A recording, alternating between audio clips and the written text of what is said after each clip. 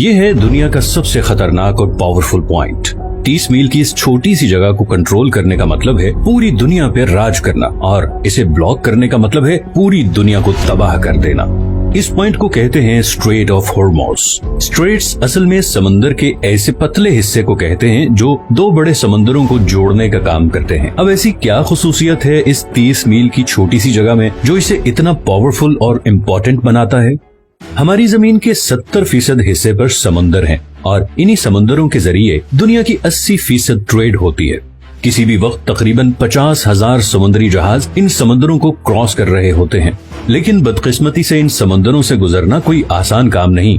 कुदरती जोग्राफिया की वजह से इन समंदरों में ऐसे स्ट्रेट या चोक पॉइंट्स बने हुए हैं जो अगर किसी भी वजह से ब्लॉक हो जाएं तो पूरी दुनिया की इकोनॉमी हिल के रह जाएगी। यही हुआ था मार्च 2021 में, जब एक कार्गो शिप सुएज कनाल में 6 दिनों के लिए फंस गई थी और पूरी दुनिया को $10 बिलियन का नुकसान उठाना पड़ा।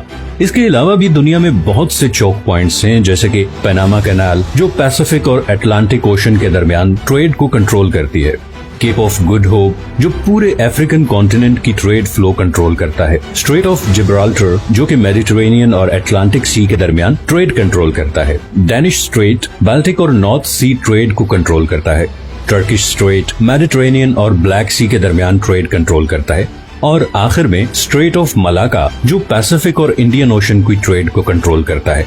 लेकिन इनमें से कोई भी पॉइंट इतना डेंजरस और इम्पोर्टेंट नहीं जितना स्ट्रेट ऑफ हॉर्मुज़ है, और इसकी वजह यह है कि पर्शियन गल्फ और गल्फ ऑफ ओमान को कनेक्ट करने का ये वाहिद रास्ता है, और यहीं से सारे समुद्री जहाज निकल के पूरी दुनिया में जाते हैं।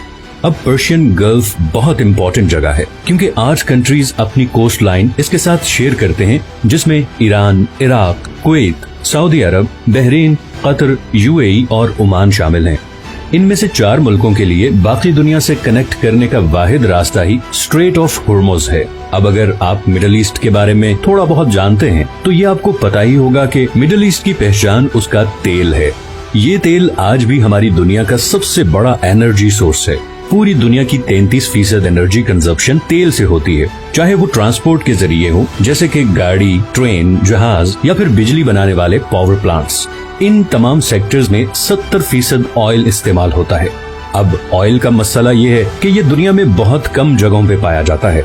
इस सर्कल में दुनिया का आधा तेल इन 8 कंट्रीज के पास है, और बात सिर्फ यही खत्म नहीं होती, बल्कि दुनिया के 40% नेचुरल गैस रिजर्व्स भी इसी सर्कल में मौजूद देशों के पास हैं।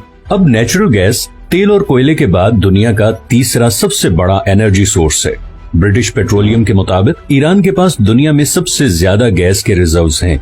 तो हम ये कह सकते हैं कि पूरे पर्शियन गल्फ में तेल और नेचुरल गैस के इतने ज्यादा जखायर हैं जितने शायद हमारे पूरे प्लेनेट पे कहीं नहीं, और इसीलिए पूरी दुनिया की 15% एनर्जी सप्लाई इसी पर्शियन गल्फ में मौजूद कंट्री से आती है। और फिलहाल इस सप्लाई लाइन का पूरी दुनिया के पास कोई और ऑल्टरनेटिव भी नहीं है। लेकिन इस 30 मील के एरिया से गुजर के जाना इतना भी आसान नहीं। सबसे पहले यहाँ पे 8 ऐसे आइलैंड हैं जिन्हें हर समुद्री जहाज को अवॉइड करना पड़ता है, और ये 8 में से 7 आइलैंड ईरान के कंट्रोल में हैं।